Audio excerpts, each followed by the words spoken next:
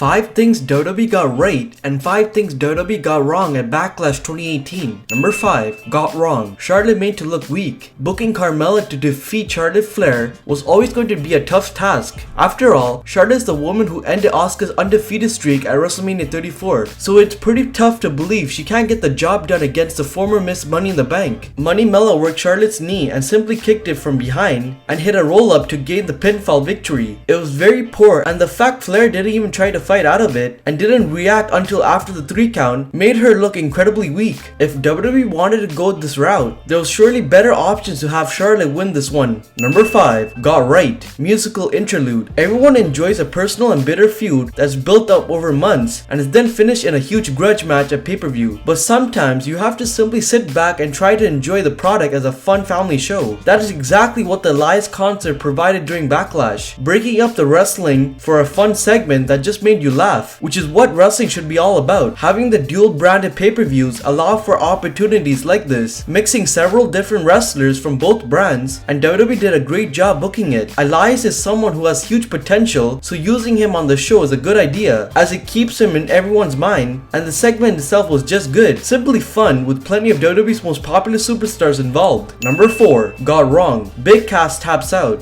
WWE booked themselves into a corner right from the start with the Daniel Bryan Big Cass feud, given that both men are just coming back from injuries and can't really afford to be picking up losses. So it was a question of who did the company believe in more. Obviously, WWE saw more in Daniel Bryan, which makes sense, and once again everyone's favorite yes man looked fantastic. Having Bryan win wasn't a problem, after all, he is the main event star, but it was the manner in which the victory took place that was a problem. Having someone of Big Cass size tapping out to Bryan in his first match back just made the big man look weak, especially considering he tapped out the second Bryan put on the yes lock, not even attempting to fight out of it. Sure, WWE tried to get his heat back with a post-match beatdown, but people are not going to see him as a major threat they might have done prior to the loss. Number 4. Got right. The right champions won. Sometimes it feels like WWE does title changes just for the sake of it, to shock fans and give people something to talk about when leaving, but that shouldn't always happen, with the right storytelling being the key thing. WWE did a good job of ensuring that the right champions won their matches at Backlash with no title change happening, and for this show, that was a correct decision. Everyone who walked in champion left the same way, with only AJ Styles having a controversial finish to his match. When you look at the people who are competing for the titles, there was a room for a change given the star power with the likes of Charlotte or Randy Orton, but they wouldn't have been right, and it was good to see WWE not have title change for the sake of it. Number 3. Got wrong. Alexa Bliss suffers shoulder injury. This isn't really the fault of WWE, but it's certainly a negative to take away from the pay-per-view, as WWE announced that Alexa Bliss had suffered a shoulder injury during a match with Nia Jax, though the details on that have yet to be revealed. If Bliss really is injured, then we can only hope it isn't a likely one, as there's no doubt that Bliss is one of the top performers in the female division and someone that WWE will not want to lose. Number 3. Got right. Ruby Riott continues to impress. Ever since Ruby Riott was signed to WWE, dating back to her run with NXT, she has done a fantastic job. Riott was very underrated in NXT, and seeing her get the move to the main roster was a brilliant call that many people didn't see coming. While the Riott squad itself hasn't been booked brilliantly, Riott has continued to do a brilliant job anytime she has been in the ring, especially in major matches. Her Women's Championship match with Charlotte at Fastlane was excellent, and her pre-show match at Backlash against Bayley was also very fun. While it was only a pre-show match without much build or purpose, both women went out to put on a show for the fans, and they delivered. Hopefully, this will be a start of bigger things for Riott. Number 2. Got wrong. Textbook Roman Reigns main event. Just about how many of these Roman Reigns main event matches are we going to have to sit through and complain about until WWE gets the message that it isn't working and that fans do not like what they are having to watch? The main event should have been a huge battle between Samoa Joe and Reigns, but instead, it was a total mess that saw countless fans actually walk out of the show before the final bell, which is the biggest sign of all that this was something WWE got wrong. Joe had beaten Reigns and dominated the entire match, locking in a submission finisher, yet just like so many Reigns matches we have seen before, he brought out his Superman persona and simply hit the spear to get the win. Against everything we had already seen, the finish was a total disaster and only reinforced the idea that WWE just doesn't care what the fans think. Number 2. Got right. The Yep movement booking. The partnership of Kevin Owens and Sami Zayn has been brilliant, and both men have worked wonders in making it something that the fans can get behind and be interested in, even if they haven't been put in the main event spots. Last Sunday, they were in a glorified squash match against two of WWE's resident big men in Bobby Lashley and Braun Strowman, yet they still managed to make it in an entertaining match, even if it was more comedic than anything. Backlash was another good example of their partnership being well booked, from each man sacrificing each other to the monsters to how they interacted with each other, which has left us wondering what will happen next, which is what the entire process should be. Number 1. Got wrong. Low Blow City. Backlash provided fans with a third encounter between AJ Styles and Shinsuke Nakamura, and sadly yet again, it failed to deliver on the level that fans have been hoping for since it was first announced at WrestleMania. Anyone who has seen the Wrestle Kingdom match knows that they're not seeing anything close to what they're capable of, and there's no real reason as to why this is the case. However, the fact that the match was just good and not great isn't really the problem here. The issue is with how the match ended, with a horrendous double countout finish after both men hit a low blow at the same time. That's right, they can kick out of finishers and other moves, but they can't answer a 10 count following a low blow. Just as the feud has started to get going, WWE is doing everything in its power to kill the momentum. We will now certainly get another match between them, and hopefully WWE will give us a clean finish and they can deliver the match fans expect. Number 1. Got right. Intercontinental Championship match steals the show. On paper, Seth Rollins vs The Miz was the most predictable match of the entire show. With Miz on SmackDown Live and Seth Rollins on Raw, it was fairly predictable that the Architect would be walking away with the title. That is exactly what happened as well. But the fact that both men managed to convince everyone that Miz was going to win multiple times throughout the match should tell you just how good this one was, especially for the opening bout. It set the tone for what should have been a brilliant show, with each match following on from the other, but nothing throughout the entire show followed on from this. Both men did an unbelievable job, and it was a case of the loser coming out just as strong in defeat, with Miz looking just as strong while Rollins continues his incredible 2018 run.